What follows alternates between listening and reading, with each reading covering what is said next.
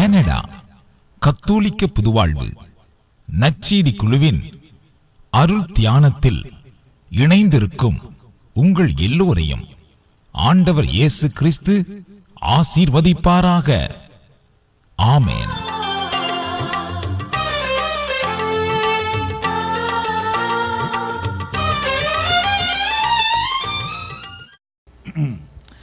இன்றைக்கு நாங்கள் மத்தேயு நற்செய்தி நூலிலிருந்து 6வது பகுதியை பார்க்க போகிறோம். 4வது அதிகாரத்திலே கிறிஸ்துவினுடைய சோதனையை பற்றி சொல்லப்பட்டிருக்கிறது. அதிலே 1வது வசனத்தை நாம் வாசிக்கலாம். மத்தேயு நற்செய்தி நூல் 4ஆம் அதிகாரம் 1வது திருவசனம். என்னோடு சேர்ந்து எல்லாரும் வாசிப்போம். அதன் பின் இயேசு அலகையினால் சோதிக்கப்படுவதற்காக பாலை நிலத்திற்கு தூய ஆவியால் அழைத்து செல்லப்பட்டார்.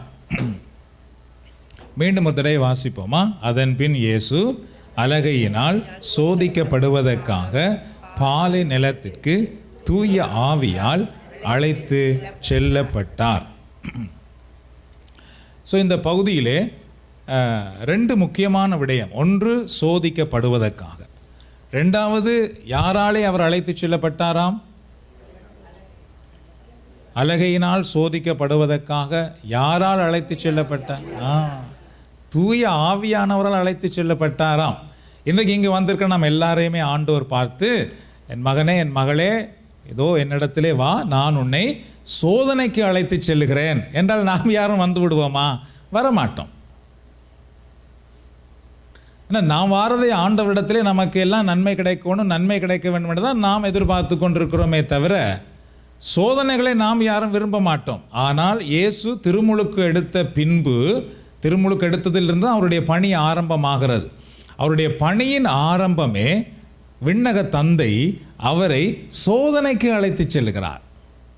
அப்போ ஏன் சோதனைக்கு அழைத்து செல்லுகிறார் என்பது மிக முக்கியமான ஒன்றாகும். அதில் எழுதி வைத்திருக்கிறேன் பாருங்கள், அதை நீங்கள் குறிப்பெடுக்கின்றால் எடுத்துக்கொள்ளலாம். அதாவது என்னோடு சேர்ந்து வாசிப்போமா? வானமும் பூமியும் பூமிக்கு கீழ் உள்ளவைகளும் இயேசு வெற்றி பெற்றவர் என்பதை அறிந்து கொள்வதற்காக இயேசு சோதனைக்கு உட்படுத்தப்பட்டார். அதாவது இயேசு தன்னுடைய பணியை ஆரம்பிக்க போகிறார். அவருடைய பணி ஆரம்பமாகும் பொழுது இயேசு கிறிஸ்து யார் என்பதை அலகையும் எல்லோரும் அறிந்து கொள்ள வேண்டும். அப்படி என்றால் அவர் முதலாவது சோதனைக்குள்ளாக போய் வரும் பொழுதுதான் இயேசு யார் என்பதை அலகையும் உலகமும் அறிந்து கொள்ள முடியும். அதனால தான் கடவுள் என்ன செய்தார் என்றால் முதலிலேயே அவரை சோதனைக்கு அனுப்பினார். அந்த சோதனையில் இயேசு வெற்றி கொண்டார். வெற்றி கொண்டதினாலே அலகை கண்டது, இனி இவரை வெற்றி கொள்ள முடியாது. உலகம் என்ன கண்டு கொண்டதென்றால் இயேசு அலகையை வெற்றி கொண்டதினாலே இயேசு அவருடைய பணியை செய்யும் பொழுது அலகையினால் இந்த உலகத்திலே வந்த அனைத்து துன்பங்களிலிருந்தும் மக்களை கடவுள் விடுதலையாக்கினார். இயேசு விடுதலையாக்கினார். அப்படி விடுதலையாக்கும் பொழுது மக்கள் இயேசுவினிடத்தில் இருந்து அந்த பரலோக தெய்வீக வல்லமையை கண்டு கொண்டார்கள். அதை கண்டுகொள்வதற்காகவே விண்ணக தந்தை அவரை சோதனைக்குள்ளே வழிநடத்தி கொண்டு போனார். சோதனைக்குள்ளே கடவுள் நம்மை வழி நடத்துவது என்பது ஒருபோதும் நம்முடைய வாழ்க்கையை வீழ்த்துவதற்காக அல்ல, நம்முடைய வாழ்க்கையை கொண்டு போய் துன்பத்துக்குள்ளே அமிழ்த்தி விடுவதற்காக அல்ல, மாறாக நம்மை யார் என்பதை நாமும் மற்றவர்களும் அறிந்து கொள்வதற்காகவே கடவுள் நம்மை சோதனைக்குள் வழிநடத்தி கொண்டு போகிறார். சோதனைக்குள்ளாக நடந்து போகும் பொழுதுதான் நம்முடைய விசுவாசம் எவ்வளவு இருக்கிறது என்பதை நம்மால் கண்டுகொள்ள முடிகிறது. நம்முடைய குடும்பத்தில் உள்ளவர்கள் அப்பொழுதுதான் நம்முடைய விசுவாசம் என்ன, நாம் எவ்வாறு இந்த சோதனையை விசுவாசத்தோடு சந்திக்கிறோம் என்பதெல்லாம் நம்மோடு உள்ளவர்கள் அப்பொழுதுதான் கண்டுகொள்ளுகிறார்கள். நம்மை யார் என்பதை கண்டுகொள்வதற்காகவே விண்ணக தந்தை சோதனைக்குள்ளே நம்மை வழிநடத்தி கொண்டு போகிறார். நானும் நீங்களும் சோதனையை சந்திப்பதற்கு ஒருபோதும் பின்வாங்கக்கூடாது, பின்தங்கி நிற்கவும் கூடாது. ஏனென்றால் கடவுள் நமக்கு சோதனையை தருகிறார். ஏனென்றால் அதன் வழியாகத்தான் நாம் இன்னொரு படிக்கு மேலே வருவதற்காக. பல முறைகளிலே நாம் சோதனையை வெறுக்கிறோம், சோதனை வேண்டாம் என்று சொல்லுகிறோம். சோதனை வேண்டாம் என்று சொன்னால் உயர்வும் நமக்கு வராது. துன்பங்கள் வேண்டாம் என்று சொன்னால் இன்பம் நமக்கு கிடைக்காது. அதனாலே துன்பங்களையோ சோதனைகளையோ கண்டு நாம் பின்வாங்கி விடக்கூடாது. சோதனையிலே 2 இருக்கிறது. ஒன்று இறைவன் நமக்கு தருகின்ற சோதனை, அதை பரீட்சை என்று தான் சொல்ல வேண்டும், டெஸ்ட். ஆனால் அலகை நமக்கு தருவது சோதனை என்று தான் சொல்ல வேண்டும், பரீட்சை அல்ல, அது சோதனை. நம்மை டெம்ப்டர் பண்ணுவது. அதாவது கடவுள் நம்மை பரீட்சை செய்யும் பொழுது நல்ல விடயங்களால் தான் பரீட்சை செய்வாரே தவிர தீமையானவைகளாலும் பாவத்தினாலும் அழுக்காலும் நம்மை அவர் பரீட்சிக்க மாட்டார். நன்மைகளினால் பரீட்சிப்பார். அலகை நன்மைகளினால் நம்மை பரீட்சிக்க மாட்டான், தீமைகளினால் தான் நம்மை பரீட்சிப்பான். உலக இன்பங்களை காட்டி, உலக வழிகளை காட்டி, சிற்றின்பங்களை காட்டி, அல்லது அளவுக்கு மீறி கோபம் வருவது போல, அல்லது பலவிதமான உணர்வுகளிலே தவறான உணர்வுகளை கொண்டு அதன் வழியாக நாம் தவறு செய்வதற்கு அவன் சோதனைகளை நமக்கு கொண்டு வருவான். உதாரணமாக இயேசு பசியில் இருந்த பொழுது கல்லை கொண்டு போய் கொடுத்தது போல, நாம் ஏதோ ஒரு குழப்பத்தில் இருக்கும் பொழுது அவன் திடீரென தவறான முடிவுகள் நாம் எடுப்பதற்காக பல சோதனைகளை கொண்டு வருவான். தவறான முடிவுகள் எடுப்பதற்கு வருகிற சோதனையெல்லாம் அலகை இடத்திலிருந்து வருவது. சரியான முடிவுகள் எடுப்பதற்கு வருகிற சோதனைகள் எல்லாம் கடவுளிடத்திலிருந்து வருவது. கடவுள் சோதிக்கிறவரல்ல, பரீட்சிக்கிறார். பரீட்சித்து நம்மை மேலே கொண்டு வர பார்ப்பார். அலகை நம்மை சோதித்து நம்மை கீழே விழுத்தும்படி பார்ப்பான். அதாவது கடவுள் பரீட்சிக்கும் பொழுது கடவுள் எவ்வாறு இருக்கிறார் என்பதையும், அலகை சோதிக்கும் பொழுது கடவுள் எவ்வாறு இருக்கிறார் என்பதையும் நாம் இப்பொழுது அறிந்து கொள்ள வேண்டும். கடவுள் நம்மை பரீட்சிக்கும் பொழுது எப்பொழுதும் கடவுள் நமக்கு அருகிலே இருப்பார். அதாவது மகனே, இந்த பாரத்தை நீ தூக்கு, இந்த பாரத்தை நீ தூக்கு அப்படின்னு சொல்லுவார். நம்மால் தூக்க முடியாமல் இருக்கும், அவர் அருகில் நிற்பார். நீ தூக்கு, உன்னால் தூக்க முடியும். நாம் சொல்லுவோம், இல்லை இது வேண்டாம், ஏன் எனக்கு இந்த பாரம், எனக்கு வேண்டாம் என்று சொல்லி நாம் வெறுப்போம். சில நேரம் இல்லை, சரி ஆண்டவர் என்னோடு இருக்கிறார், என்னை கைவிட மாட்டார், அப்படி என்று சுமக்கலாமே என்று நினைப்போம். சில நேரம் தூக்க முடியாமல் இருக்கும். ஆண்டவர் அருகில் நிற்பார். இல்லை, நீ இந்த சுமையை சுமந்துதான் ஆக வேண்டும், சுமந்து கொள் அப்படி என்று நமக்கு சுமக்க வைப்பார். சுமக்க சுமக்க பாருங்கள், நாங்கள் பலசாலிகளாய் மாறுவோம். அதுக்கு பின்பு எத்தனை சுமைகள் வந்தாலும் தைரியமாய் சந்திக்கிற மக்களாக மாறுவோம். அதற்காகவே சுமைகளை சுமக்க சொல்லுவார். ஆனால் எப்பொழுது அந்த சுமை நம்ம தாங்க முடியாமல் விழப்போகிறோமோ அப்பொழுது கடவுள் அணைத்துக் கொள்ளுவார், விடமாட்டார். மகனே, உன்னை நான் விடமாட்டேன். அதுபோலதான் குழியிலே சில நேரம் விழும்படி கடவுள் செய்வார். குழியிலே விழுந்த பின்பு கடவுள் மேலேருந்து பார்த்து கொண்டே இருப்பார். ஏறிவாணி, ஏறிவாணி, ஏறிவர நீ கற்றுக்கொள்ள வேண்டும், ஏறிவர நீ கற்றுக்கொள்ள வேண்டும். அப்ப சில நேரத்திலே கடவுள் எங்களிடத்தில் எதிர்பார்ப்பார். ஆண்டவரே எனக்கு உதவி செய்யும், என்னை தூக்கிவிடும் ஆண்டவரே என்று மன்றாடுவதற்காக அவர் எதிர்பார்ப்பார். அந்த நேரமெல்லாம் ஜெபம் நமக்கு நிறைய உதவி செய்யும். ஆண்டவரே, நீர்தான் என்னை தூக்கிவிட வேண்டும், நான் விழுந்து போய் கிடக்கிறேன், ஆண்டவரே என்னை தூக்கிவிடும் என்று சொல்லும் பொழுது கடவுள் சொல்லுவார், ஆம் என்னால் தூக்க முடியும், ஆனால் உன்னாலே ஏறி வர முடியும். ஏறி வரக்கூடிய அளவுக்கு ஏறிவாணி, ஏறிவாணி அப்படின்னு பார்த்து கொண்டே இருப்பார். ஏலாமல் என்னால் ஏறவே முடியாது என்று விழும் பொழுது ஆண்டவர் என்னை தூக்கி விடுவார். அப்படி இல்லை என்று நான் ஏறி வரும் பொழுது ஆண்டவர் என்னை பாராட்டுவார். அப்ப கடவுளுக்கு தெரியும், எந்த குழியிலே விழுந்தாலும் என் மகன் ஏறி வருவான். கடல் அலையிலே நடந்து வரும் பொழுது கடவுள் அருகிலே நிற்பார், தாண்டு போக விட மாட்டார். தாண்டு போனால் தூக்கி விடுவார்.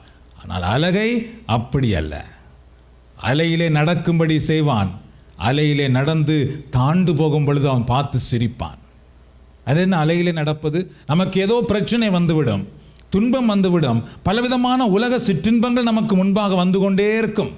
அந்த சிற்றின்பங்களை ஒவ்வொன்றாக நாம் பிடித்து அதை பழகி இதை பழகி அந்த சிற்றின்பங்களையே நம்முடைய வாழ்க்கையை நாம் கொண்டு போய் கொண்டிருப்போம். இறுதியில் அந்த சிற்றின்பங்களாலேயே நாம் தாண்டு போவோம். அதிலிருந்து விடுதலை அடைய முடியாமல் தவிப்போம். ஏன் தான் இதை குடிக்க பழகினேனோ, ஏன் தான் இதை புகைப்பிடிக்க பழகினேனோ, ஏன் இந்த வார்த்தைகளெல்லாம் நான் பேசினேனோ என்று சொல்லி நான் கவலைப்பட்டு கலங்கும்படி அலகை செய்து விடுவான். தாண்டு போக விட்டு பார்த்து ரசிப்பதுதான் அலகையினுடைய வேலை. அதனாலே கடவுள் நம்மை பரீட்சிக்கும் பொழுது எப்பொழுதும் கடவுள் நமக்கு அருகிலே இருப்பார். அலகை நம்மை சோதிக்கும் பொழுது சாதாரணமாக காட்டி அப்படியே விழுந்து நாம் மடிந்து போகும்படி அவன் செய்து விடுவான். கடவுள் நம்பிக்கையிலிருந்து பிரிப்பது அலகையினுடைய ஒரு பெரிய தந்திரம். கடவுள் நம்பிக்கையில் இன்னும் வலுப்பெற்று வரும்படி நம்மை வளர்ப்பது கடவுள் நமக்கு கொடுக்கின்ற பரீட்சையாகும். கரங்களை தட்டி நாம் ஆண்டவருக்கு நன்றி செலுத்துவோமா? ஆகவே பரீட்சை, நம்முடைய வாழ்க்கையில சோதனைகள் வரும் பொழுது நாம் அதை சரியான முறையிலே ஜெபத்திலே அறிந்து கொள்ள கற்றுக்கொள்ள வேண்டும். இது கடவுளால் நமக்கு வருகிறதா அல்லது அலகையினால் நமக்கு வருகிறதா? தீமைகளாக இருந்தால் அலகையினால் தான் வரும். இப்போ திடீரென கோபம் வருகிறது என்றால் அது தவறு. கோபிக்க முடியாது. நான் எப்படி நான் கோபிப்பது? நான் கோபித்ததான் சரி என்று சொல்லுவேன் என்றால் இல்லை. அது அலகையினால் நான் தூண்டப்பட்டிருக்கிறேன். அவ்வளவு பிரச்சனைக்கு மேல் பிரச்சனை வந்தும் நான் பொறுமையா இருக்கிறேன். பொறுமையா இருக்கக்கூடிய ஒரு மனப்பக்குவம் எனக்கு வந்திருக்கிறது என்றால் அது கடவுள் என்னை பரீட்சிக்கிறார். ஸோ அப்படிதான் நாம் அறிந்து கொள்ள வேண்டும். எல்லா விடயத்திலும் அப்படிதான் நாம் கற்றுக்கொள்ளலாம். ஐயோ எனக்கு துன்பமா இருக்கிறது என்று ஒருவர் ஓடிப்போய் குடி, அதாவது ஒரு மதுபானத்தை அருந்துகிறார். அது அலகையினால் எனக்கு வந்த சோதனை. ஒருவர் துன்பத்துக்கு மேல் துன்பம் வந்த பொழுது அறையை பூட்டி விட்டு ஜெபம் பண்ண வேண்டும் என்று விரும்புகிறார். அது கடவுள் என்னை பரீட்சிக்கிறார். எனக்கு துன்பம் வந்தது, உடனே ஓடிப்போய் நான் அவரை அடிக்க வேண்டும், அவரை பேச வேண்டும் நினைத்தேன், அப்படியே செய்து விட்டேன். அதுக்கு பின்பு பார்த்தீர்கள் என்றால் அது வளர்ந்து வளர்ந்து வளர்ந்து கொண்டே இருக்கும். ஏன்னா நான் அடித்து விட்டேனே, நான் பேசி விட்டேனே. நான் பேசினதுனாலே அந்த ஒரு வைராக்கியம், அந்த ஒரு கோபம் அவருடைய உள்ளத்திலே வந்து விட்டது. அவர்கள் திரும்ப என்னை பேசுவார்கள், நான் திரும்ப பேசி கொண்டிருக்க போறேன். 2 பேர் மத்தியிலும் பிரச்சனை வளர்ந்து கொண்டே வரப்போகிறது. அது அலகையினால் வருவது. ஒருவர் என்னை அளவுக்கு மீறி பேசி கொண்டிருக்கும் பொழுதும் பொறுமையா இருக்கும் பொழுது கடவுள் அந்த பொறுமையை தருகிறார் என்றால் கடவுள் என்னை பரீட்சிக்கிறார். ஸோ இவ்வாறு சோதனைகளை நாம் இனம் கண்டு கொள்ள வேண்டும். ஒன்று. 2வது, சோதனைகள் வழியாகவே நாம் மேலே வளர்ந்து வரும்படி கடவுள் எங்களை வளர்த்தெடுக்கிறார். அதனாலே சோதனைகளை கண்டு நாம் பின்வாங்க கூடாது.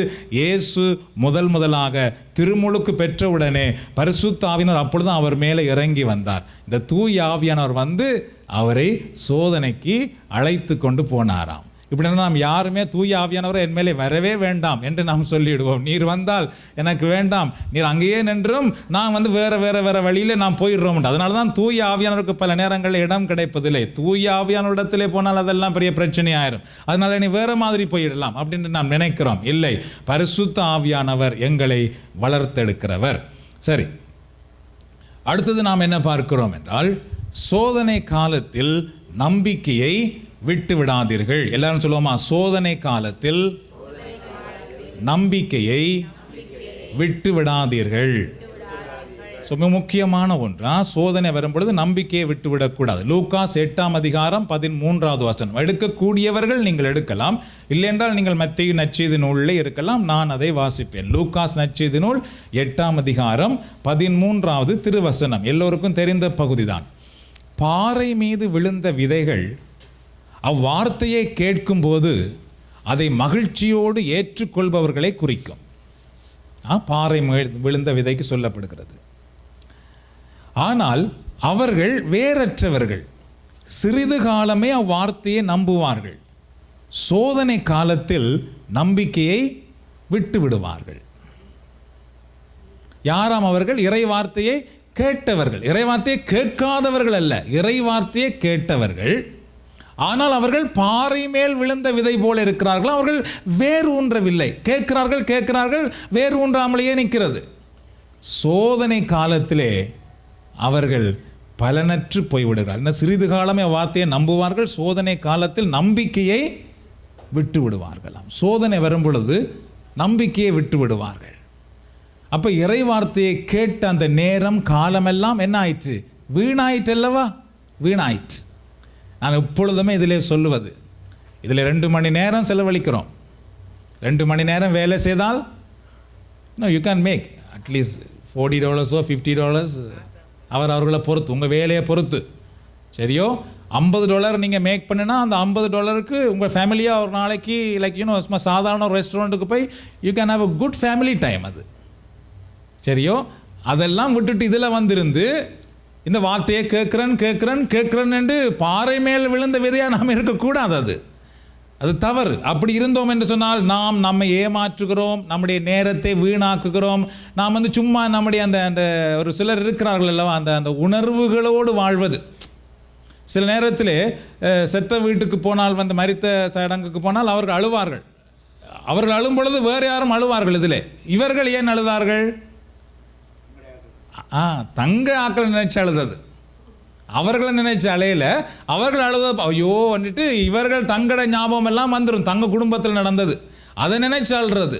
அதுபோல உணர்வுகளோடு நம்முடைய வாழ்க்கையை நாம் நடத்தி கொண்டிருக்க கூடாது. அதனாலே தான் இறை வார்த்தையை கேட்பது என்பது மிக அவசியம். அந்த வார்த்தை வேரூன்ற விட வேண்டியது மிக மிக அவசியமாகும். இறை வார்த்தை வேரூன்றினால்தான் நம்முடைய விசுவாசத்தினால் நாம் சோதனைகளை வெற்றி கொள்ள முடியும். அல்லேலூயா. அதனால தான் கடவுள் பாருங்கள், அவருடைய வார்த்தையை நமக்கு கொடுத்திருக்கிறார். ஒவ்வொரு மனிதனுடைய வாழ்க்கையிலும் சோதனைகள் வரும். அந்த சோதனைகளை மனிதன் வெற்றி கொள்ள வேண்டும் என்றால் அவனுக்கு இறை வார்த்தை வேண்டும். அந்த இறை வார்த்தையை கடவுள் கொடுத்தார். ஆனால் அழக என்ன செய்தான் தெரியுமா? அந்த வார்த்தையை அப்படியே மறைத்து வைத்து விட்டு, அந்த வார்த்தைக்கு மக்கள் முக்கியத்துவம் கொடுக்காதபடி அதை ஒதுக்கி வைத்து விட்டு, பெரிய பெரிய வழிபாடுகள் எல்லாம் மிக சிறப்பான முறைகள் எல்லாம் வழிபாடுகள் செய்வதற்கு சூழ்நிலைகள்லாம் உருவாக்கப்பட்டது. ஆனால் இந்த வார்த்தை மட்டும் இல்லாமல் போய்விட்டது. இதனால் என்ன நடந்தது தெரியுமா? அழகைக்கு 100% 100% தெரிகிறது, இவரை நான் சோதித்து வீழ்த்தி விடலாம் என்றால் அவர்கள் அந்த சோதனையை வெற்றி கொள்வதற்கு இறை வார்த்தை இல்லையே. இறை வார்த்தை ஒருவரிடத்தில் இருக்குமாக இருந்தால் அழகையினால் அவர்களை வெற்றி கொள்ள முடியாது. ஏனென்றால் அவர்களிடத்தில் இறை வார்த்தை, கடவுளுடைய வார்த்தை, கடவுள் அவர்களோடு இருக்கிறார். கடவுள் அதற்காகத்தான் அவருடைய வார்த்தையை கொடுத்தார்.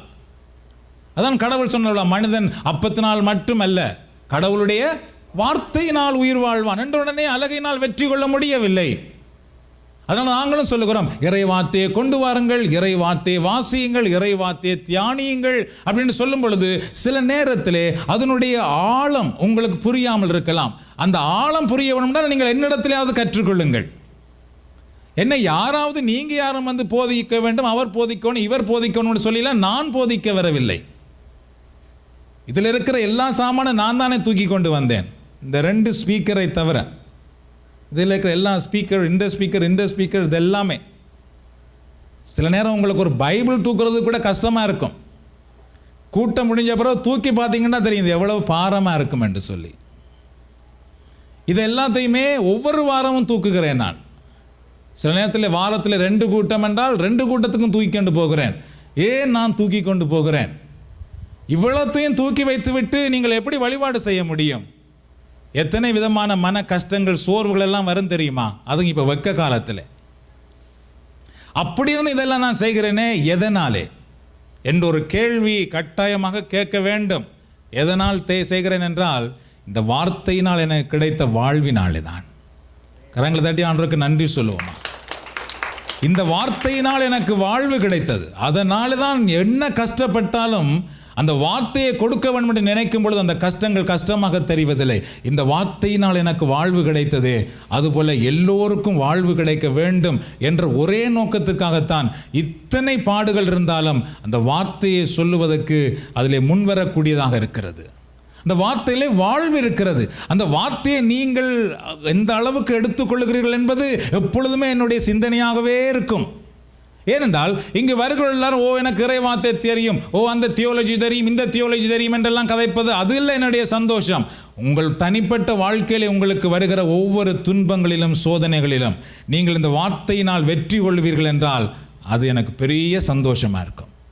இந்த சகோதரி சொன்னார்கள் பாருங்கள், வேலையே இல்லாமல் இருந்தோம், வார்த்தைகளை கேட்டோம், நம்பிக்கை வந்தது, வேலை கிடைத்தது, மற்றவர்களுக்கும் வேலை கொடுக்கிறோம். இதுதான் வேண்டும். அதற்காகத்தான் இந்த வழிபாடு. தாய் அருகிலே மகள் மீது கையை வைத்து சொன்னார்கள், என் பிள்ளைக்கு கிடைத்த மனமாற்றம் என் உள்ளத்திலே வந்த பெரிய சந்தோஷம். இது எதை வைத்து நாம் கொடுக்க முடியும்? எவ்வளவு பணத்தை வைத்து நாம் இதை கொடுக்க முடியும்? கொடுக்க முடியாது. இந்த வார்த்தையினால் முடியும். அதனால்தான் அந்த வார்த்தையை மறைக்கிறதுக்கு அழகை எவ்வளவு பாடுபடுகிறான் தெரியுமா? நீங்கள் நினைக்கலாம் நான் இங்கே சும்மா சாதாரணமாக போதிக்கிறேன். இல்லை.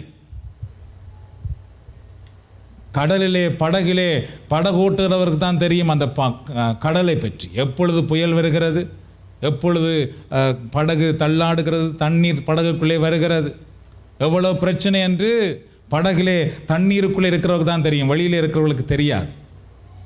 அதுபோல இந்த வார்த்தையை அறிவிக்க வரும்பொழுது அழகை சும்மா விடமாட்டான். அதுவும் இந்த தாய் திருச்சபைக்குள்ளே இறை வார்த்தையை கொண்டு போக வேண்டும் என்று நினைக்கிறது சாதாரண விஷயம் அல்ல. அப்படி இருந்தாலும் நம் ஆண்டவர் நல்லவர், அவரால் முடியாது ஒன்றுமில்லை. உங்கள் ஒவ்வொருவருடைய வாழ்விலும் எவ்வளவு சோதனை வந்தாலும் சரி, இந்த வார்த்தை மட்டும் இறுக்கமாக இருந்தால் அந்த சோதனைக்கு பின்னாலே கடவுள் வைத்திருக்கிற மகா பெரிய வெற்றியை நீங்கள் காண முடியும். இதில் முன்னே வந்து சொன்னவர்களுக்கு எங்கள் குடும்பத்தை தெரியும். எங்கள் குடும்பம் எப்படிப்பட்டு இருந்த நிலையெல்லாம் அவர்களுக்கு நன்றாக தெரியும். ஆனால் இன்றைக்கு அவர்கள் எங்கள் குடும்பத்தை பார்க்கிறார்கள்.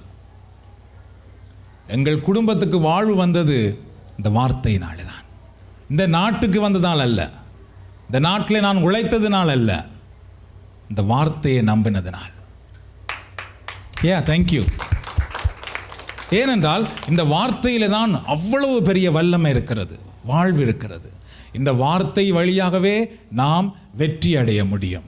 பாறை மேல் விழுந்த விதையாக இல்லாமல் அது வேரூன்ற வேண்டுமென்றால் பெரிய கஷ்டமே இல்லை. நாம் செய்ய வேண்டியது என்ன தெரியுமா?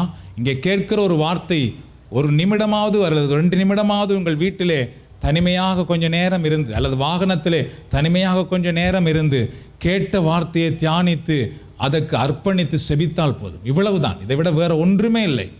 இதுதான் என் வாழ்க்கையில் நான் கற்றுக்கொண்டது. நீங்கள் போதிக்கிறீர்களா? அதை கேட்கிறேன் என்றால் சில விடயங்களை, முக்கியமான விடயங்களை குறிப்பெடுத்துக் கொள்வேன். அந்த குறிப்பெடுத்த விடயங்கள் மேல் கரங்களை வைத்து, ஆண்டவரே இந்த வார்த்தையெல்லாம் சொன்னார்களே, இதன்படி என் வாழ்க்கையில் நடக்கட்டும் அப்பா, என்னை ஆசீர்வதியும். அவ்வளவுதான். அதை செய்தால் போதும் நம்முடைய வாழ்க்கையிலே மகா பெரிய வெற்றி உண்டாகிறது. 2 விடயத்தை நாம் பார்க்க வேண்டும். ஒன்று, நீங்கள் வழிபாட்டுக்கு தடையை தாண்டி நீங்கள் ஓடி வந்தாலும் வீட்டிலே செபிப்பதற்கு கடவுள் அழகை ஒரு நாளும் இடம் கொடுக்க மாட்டான். நீங்களே இப்போ யோசித்து பாருங்கள், உங்களை எத்தனை பேர் வீட்டிலே செபிக்கிறீர்கள் என்று. வழிபாட்டுக்கு சில நேரம் வருவீர்கள் தவறாமல் ஒவ்வொரு வாரமும். ஆனால் வீட்டில் நீங்கள் செபிப்பதற்கு அழகை விட மாட்டான். ஏன்? செபித்தீர்கள் என்று சொன்னால் அந்த வார்த்தை கற்பாறை மேல் விழுந்த விதையாக இருக்காது, நல்ல நிலத்திலே விழுந்த விதையாக மாறிவிடும். அதனால் அவன் விடவே மாட்டான். செபிப்பதற்கு தடைகளை கொண்டு வந்து கொண்டே இருப்பான். அதையும் தாண்டி நீங்கள் செபித்து பாருங்கள், வார்த்தை உங்களிடத்திலே விதைவிடும். அந்த வார்த்தை உங்களுக்கு வல்லமையாகிவிடும். காந்தம் இருக்கிறது அல்லவா, அந்த மேக்னெட், அதில் எவ்வளவு தூரம் மேக்னெட் பவர் இருக்கிறதோ அவ்வளவு தூரம் பாருங்கள், தூரத்தில் இருக்கிற இரும்பை அது இழுத்து பிடித்து விடும். அதில் அவ்வளவு பவர் இல்லை என்றால் அது இரும்புக்கு மேலே வைத்தாலும் ஒன்றுமே செய்யாது. இரும்பு வேறையாக இருக்கும், காந்தம் வேறையாக இருக்கும். அதுபோல கடவுளுடைய வார்த்தை நாம் எந்த அளவுக்கு உள்ளே விதைக்கப்படுவதற்கு ஜெபிக்கிறவர்களாக மாறுகிறோமோ அந்த அளவுக்கு நமக்குள்ளே அந்த கடவுள் வல்லமை என்கிற காந்த சக்தி அதிகரித்து கொண்டே வரும். அந்த அதிகரிக்கிற சக்தியினாலே பாருங்கள், நாம் பல காரியங்களை வெற்றி அடைய முடிகிறது. சோதனைகளிலிருந்து விடுபட வழி செய்வார். 1 கொரிந்தியர் 10:13 நானே வாசிக்கிறேன் பாருங்கள். 1 கொரிந்தியர் 3:10-13. உங்களுக்கு ஏற்படுகிற சோதனை பொதுவாக மனிதருக்கு ஏற்படும் சோதனை அன்றி வேறு அல்ல. கடவுள் நம்பிக்கைக்குரியவர். அவர் உங்களுடைய வலிமைக்கு மேல் நீங்கள் சோதனைக்குள்ளாக விடமாட்டார்.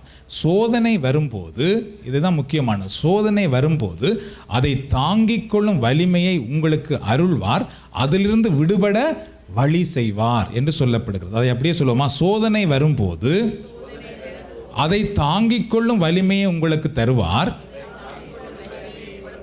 அதிலிருந்து விடுபட வழி செய்வார். ஸோ இதுதான் கடவுள் இறை வார்த்தை நமக்கு சொல்லுகிறது. சோதனைகள் எதுவாக இருந்தாலும் முதலாவது அதை தாங்கிக் கொள்ளுகிற வலிமையை நமக்கு கொடுப்பாராம். அந்த வலிமை எப்படி வரும்?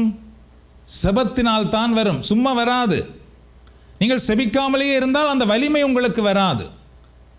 எவ்வளவு சோதனையும் நாம் வெற்றி கொள்ள முடியும். செபிக்கும் பொழுது அந்த வலிமையை நமக்கு அவர் கொடுக்கிறார், அதாவது தருகிறார். அதிலிருந்து விடுபட அவர் என்ன செய்வாராம்? வழி செய்வாராம். அப்ப அதிலிருந்து என்ன அறியணும்? சோதனைகள் வரும் பொழுது விடுபடுவதற்கான ஒரு வழியை கடவுள் வைத்திருப்பார். அந்த வழியை நாம் கண்டுகொள்ள வேண்டும். அந்த வழி எப்படி நமக்கு தெரிய வரும்? செபிக்கும் பொழுதுதான் தெரிய வரும், இல்லைன்றால் தெரியாது. அருகிலே தான் இருக்கும், வழி நமக்கு தெரியாது. சில நேரத்தில் ஐசாக் இடத்துல எதையாவது எடுக்க சொல்லிவிட்டால் நாங்கள் 2-3 தினம் சொல்லுவோம், முன்னாலே இருக்கும் பார், முன்னாலே இருக்கும் பார் என்று சொல்லுவோம். ஏன்னா அது முன்னாலேயே இருக்கும், காணையிலேயே அங்கு போனால் அது முன்னாலேயே இருக்கும்.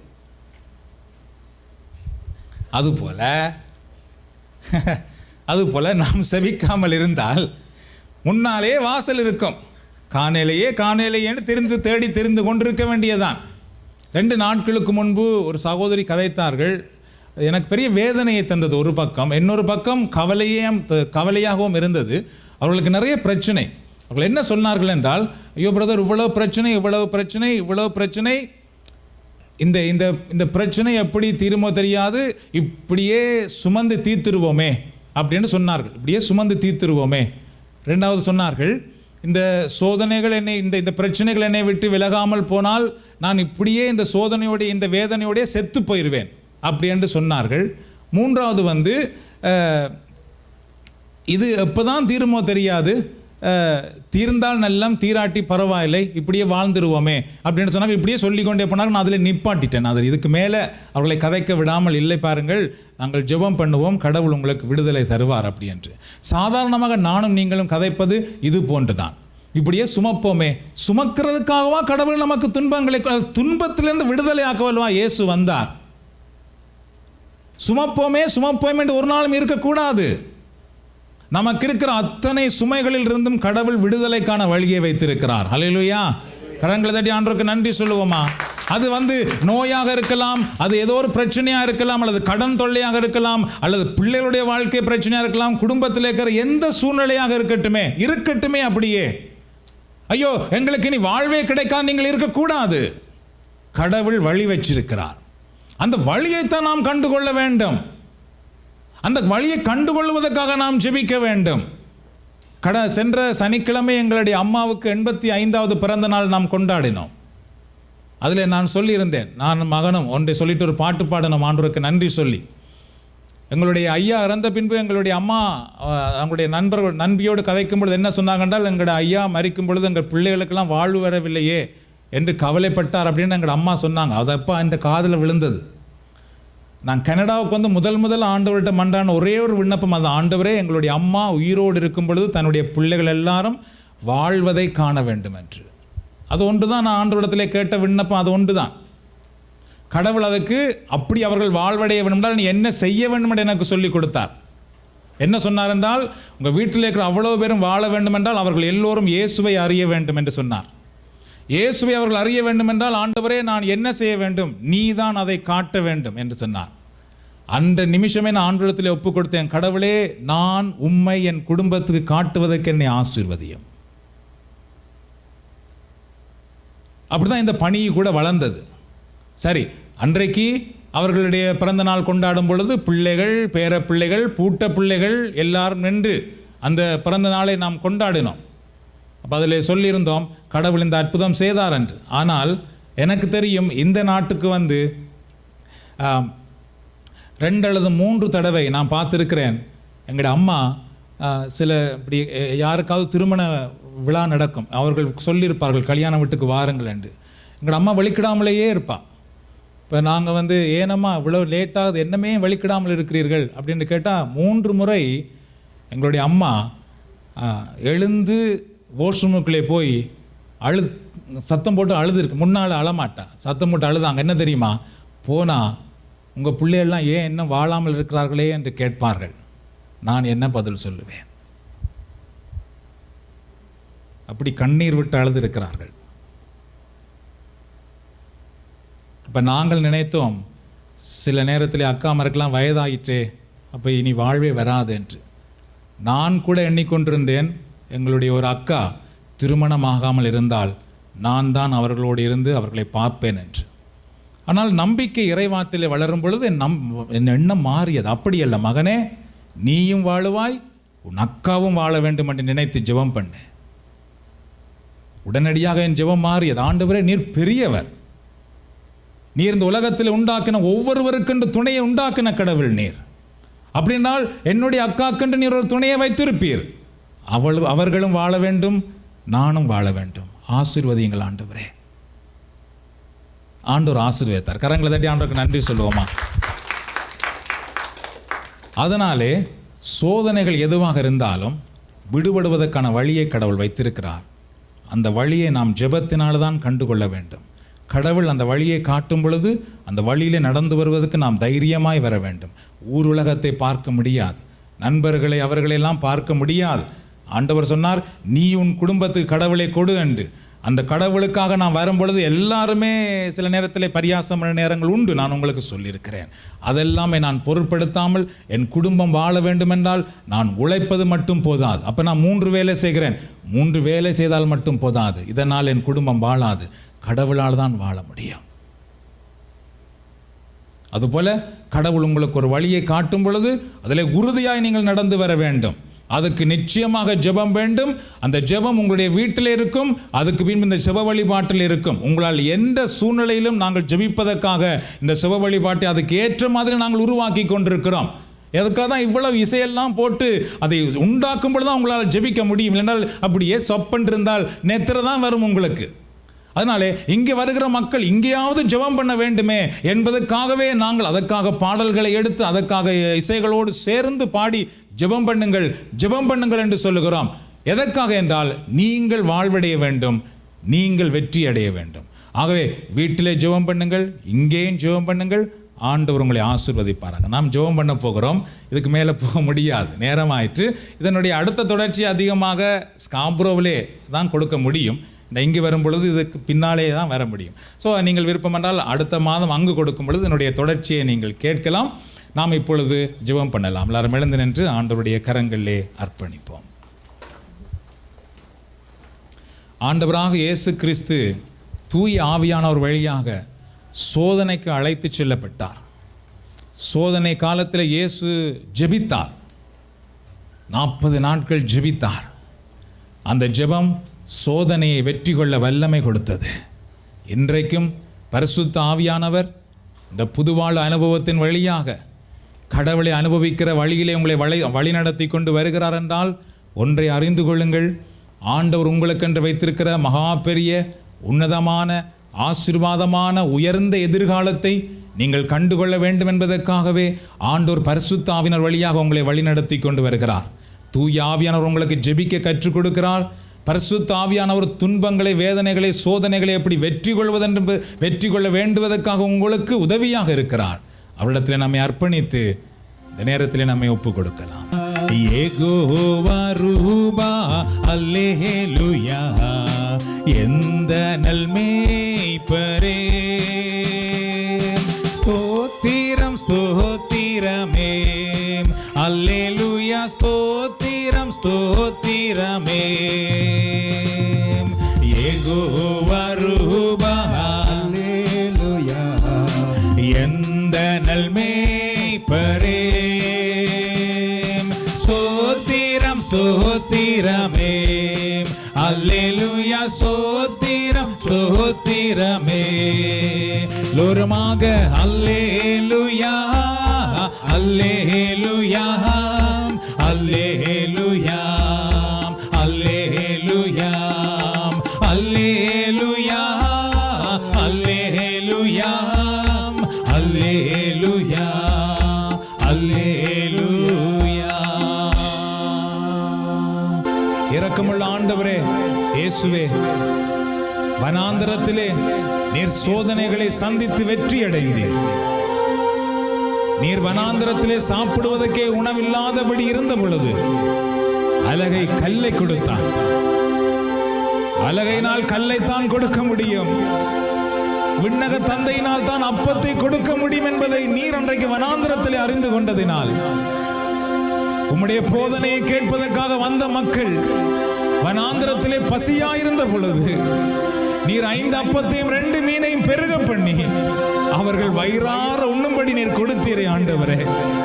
நீர் வனாந்தரத்திலே சோதனையை சந்தித்து வெற்றி அடைந்ததினால் உம்மிடத்திலே வனாந்தரத்திலே வந்த மக்களுக்கு நீர் வயிறார உணவு கொடுத்தீர் ஆண்டவரே.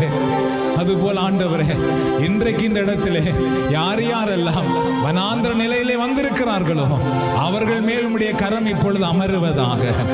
இவர்கள் குடும்பங்கள் இப்பொழுது ஆசீர்வதிக்கப்படுவதாக. இவர்களுடைய வனாந்தர வாழ்வு இப்பொழுது வயல்வெளியாய் மாற்றப்படுவதாக. இவர்கள் கரங்களில் இருக்கிற கல் இப்பொழுது இயேசுவின் நாமத்தினால் அகன்று போய் விண்ணக தந்தையிடத்திலிருந்து அப்பங்கள் இறங்கி வருவதாக. இவர்கள் வாழ்க்கையில் எப்பொழுதும் நலமாயிருக்கிற ஆசீர்வாதம் இறங்கி வருவதாக. இவர்கள் வாழ்க்கையில் எப்பொழுதும் சமாதானமாயிருக்கிற ஆசீர்வாதம் இறங்கி வருவதாக. இவருடைய குடும்பத்தில் இருக்கிற எல்லோரும் நன்றாய் வாழ்வதை காண்கிற ஆசீர்வாதம் இவர்கள் மேல் இறங்கி வருவதாக. இவர்கள் குறைகள் நிறைவாகுவதை காணும் கண்கள் இவர்களுக்கு கிடைப்பதாக. இதோ இவர்கள் இப்பொழுது எதை குறையாக பார்க்கிறார்களோ அதில் நிறைவுகள் தோன்றும்படி இயேசுவின் நாமத்தில் நாங்கள் மன்றாடுகிறோம். இவருடைய குடும்பத்தில் இருக்கிற எல்லா விதமான பிசாசின் கட்டுகளும் இப்பொழுது இயேசுவின் நாமத்தினால் கட்டவிழ்க்கப்படுவதாக. ஆண்டவரே, உம்முடைய வார்த்தை இவர்களுடைய வாழ்க்கைக்குள்ளே இவருடைய குடும்பத்துக்குள்ளே வர முடியாதபடி என்னென்ன தடைகளை பிசாசு போட்டிருக்கிறதோ எல்லா தடைகளும் இப்பொழுது இயேசுவின் நாமத்திலே அகன்று போகும்படி நாங்கள் ஜெபிக்கிறோம். ஆண்டவரே, எல்லா தடைகளும் இப்பொழுது இயேசுவின் நாமத்திலே உடைக்கப்படுவதாக, அகற்றப்படுவதாக. லாசருடைய கல்லறைக்கு முன்பாக இருந்த கல் அகற்றப்பட்டது போல இப்பொழுது நாங்கள் ஜெபத்தினால் ஆண்டவரே ஒவ்வொருடைய வாழ்க்கைக்கு முன்பாக இருக்கிற தடை கற்கள் அகலும்படி நாங்கள் ஜெபிக்கிறோம். இயேசுவின் நாமத்தில் எல்லா தடை கற்களும் அகன்று போவதாக. இவருடைய குடும்பத்திலே வாழ்க்கையிலே எங்கெல்லாம் நாற்றம் துர்நாற்றம் இருக்கிறதோ, வேதனை, துன்பம், கஷ்டம், கண்ணீர், கவலை, தனிமை, அவமானம் என்று எங்கெல்லாம் இருக்கிறதோ அங்கெல்லாம் ஆண்டவரே இப்பொழுதே உம்முடைய வார்த்தை சென்று அந்த துர்நாற்றத்தை, அந்த நாற்றத்தை நறுமணமாய் மாற்றும்படி நாங்கள் மன்றாடுகிறோம். என் வார்த்தை சொன்னதை செய்யும், அது வெறுமையாய் இடத்திலே திரும்பாது என்று சொல்லியிருக்கிறீர் ஆண்டவரே. அதனாலே இன்றைக்கு இவர்கள் கேட்ட வார்த்தை இவர்களுக்கு ஆசீர்வாதமாய் மாறுவதாக. எங்கள் ஜெபங்களை கேட்பதற்காக நன்றி கூறுகிறோம் அப்பா, நன்றி கூறுகிறோம். ஆண்டவரே, நீர் 30 வயதில் இருந்த பொழுது வனாந்தர சோதனையை சந்தித்தீர். அலகையினால் வந்த சோதனையை வெற்றி கொண்டீர். சேஷமா இந்த நேரத்திலே எங்களுடைய வாலிப பிள்ளைகளுக்காக நாங்கள் ஜெபிக்கிறோம். இந்த அன்பான பிள்ளைகளை எங்களுக்கு நீர் தந்திருக்கிறீர், அதற்காக நாங்கள் உமக்கு கோடி நன்றி சொல்லுகிறோம்ப்பா. இந்த பிள்ளைகளுக்கு தந்திருக்கிற நல்ல உணர்வுகள், நல்ல உள்ளம், நல்ல தாளந்து, நல்ல ஆற்றல் எல்லாவற்றுக்காகவும் நாங்கள் உமக்கு நன்றி கூறுகிறோம். இதோ இந்த நேரத்தில் இந்த பிள்ளைகளுக்காக நாங்கள் ஜெபிக்கிறோம். இயேசுவே, உம்முடைய வாலிப வயதிலே பிசாசின் சோதனைகளை நீர் வெற்றி அடைந்து விண்ணக தந்தைக்கு பிரியமான பிள்ளையாக நீர் இருந்தது போல இங்கு வந்திருக்கிற ஒவ்வொரு பிள்ளைகளும் அவ்வாறு ஆசீர்வதிக்கப்படுவார்களாக. இவர்கள் வாழ்க்கையிலே வருகிற பிசாசினுடைய சோதனைகள் அத்தனையும் வெற்றி கொண்டு தங்கள் வாழ்க்கையிலே ஆண்டவரை உம்முடைய ஆசீர்வாதங்களோடு சிறப்பான எதிர்காலத்திலே பிரகாசமாய் இருக்கும்படி இயேசுவின் நாமத்திலே ஒவ்வொரு பிள்ளைகளை நாங்கள் இப்பொழுது ஆசீர்வதிக்கிறோம். இந்த இடத்திலே இந்த பிள்ளைகள் போகும் பொழுது ஆண்டவரே உம்முடைய பரலோக ஆசீர்வாதங்களோடு போகும்படி நாங்கள் ஜெபிக்கிறோம் அப்பா. உம்முடைய கரம் ஒவ்வொரு பிள்ளைகளையும் ஆசீர்வதிப்பதாக. இயேசுவின் நாமத்தில் ஜெபித்து உம்முடைய ஆசீர்வாதங்களை பெற்றுக்கொள்கிறோம் எங்கள் நல்ல பிதாவே. எல்லாரும் ஆண்டவரே நன்றி செலுத்துவோம் இந்த நேரத்திலே. நன்றி ஆண்டவரே, ஸ்தோத்திரம் ஸ்தோத்திரம் ஸ்தோத்திரம். நன்றி கூறுகிறோம் ஆண்டவரே. அல்லேலூயா அல்லேலூயா அல்லேலூயா அல்லேலூயா அல்லேலூயா அல்லேலூயா அல்லேலூயா அல்லேலூயா. எல்லாரும் கரங்களை தட்டி நாம் ஆண்டவருக்கு நன்றி கூறுவோமா?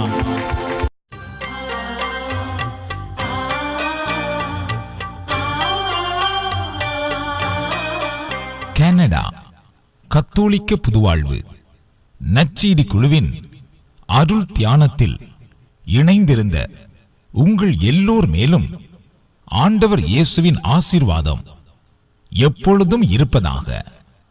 ஆமென்.